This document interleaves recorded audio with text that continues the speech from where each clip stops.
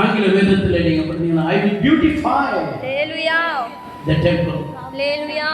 I will beautify. அதான் இவர் விரும்பி இருக்காரு. என் சபையை உமக்கென்று இந்த ஆலயம் கட்டப்பட்டது, இந்த ஆலயத்தை நீ அழகுபடுத்தும் ஆண்டவரே. எஸ்ராவும் அபிதமாக கேட்ட ஆண்டவரே, இந்த பிரபுக்களின் கண்களில் தயவிறக்க செய்து இந்த ஆலயத்தை நான் அலங்கரிப்பதற்கு எனக்கு ஒரு தருணம் தாரும் என்று அவன் கேட்டான்.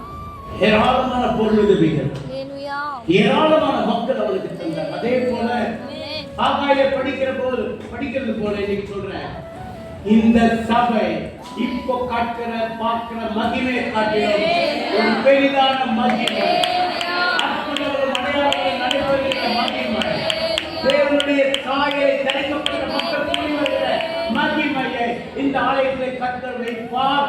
இந்த சபையிலே அவருடைய மகிமை பெருக பெருக ஒரு சத்தம் வரும், இயேசு பரிசுத்தர், இயேசு பரிசுத்தர், இயேசு பரிசுத்தர், இயேசு பரிசுத்தர். இங்கே வந்து ஆராதிக்கிற அத்தனை மக்களுக்கு ஒரு தேவ மகிமை வந்து இந்த இடத்திலே கர்த்தருடைய மகிமை நிரப்பப்பட்டு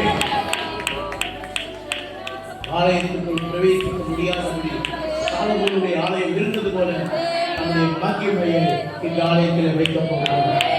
35 அது வெறும் ஒரு ஆரம்பம் என்று நான் சொல்லி முடிக்க விரும்பல. ஆனா அந்த ஆரம்பத்துல தான் ஏதோ ஒன்று மகிமை கொண்டு வந்து வைக்கிறாங்க. 36க்குள்ள இப்போது பிரவேசிக்கிறோம். ஏன் 36 கொண்டு வந்த 35ல இருந்து 36க்குள்ள கொண்டு வரதுக்கு காரணம் என்ன? 3, 6, 9 எதை காட்டுகிறது?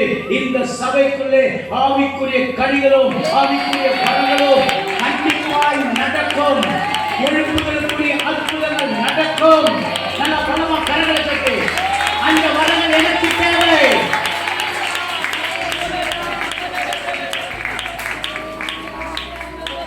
திரும்ப சொல்றேன், ஐயா தகப்பனார் செய்த ஊழியத்தை காட்டும் பெரிதான ஊழியத்தை செய்யணும் அப்படிதான் சொல்லுவேன். எல்லா வாலிபத்தமும் அதுவும் பாஸ்டமானலாம் சொல்லுவேன்.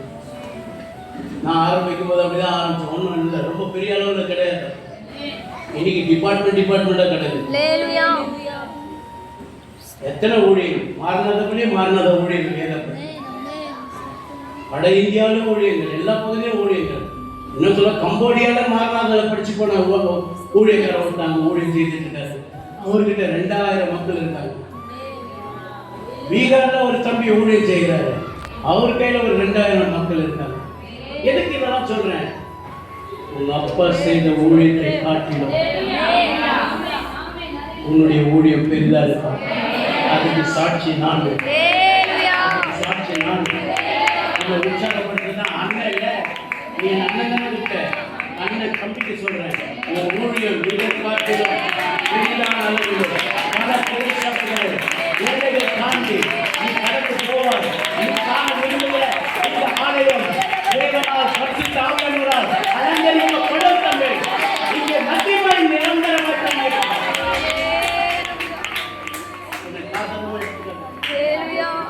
யாரை பார்க்க விட்டுறாங்க. அபிஷேகமே வேறு.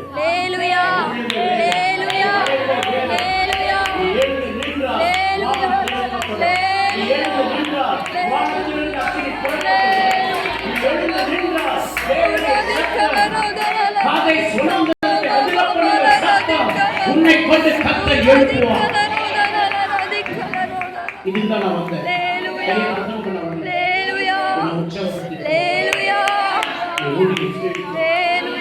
ஜெபம் கேட்கப்படும்.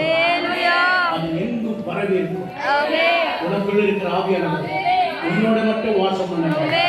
எங்கெல்லாம் தொடரணும், எந்த ஏரியாலாம் தொடரணும், அந்த ஆவியானவர்கள் அனுப்புகிறோம். அங்கெல்லாம் மாற்று மாற்றலை பொருளாய் உனக்கு கொண்டு வந்து அவர் தருவார்.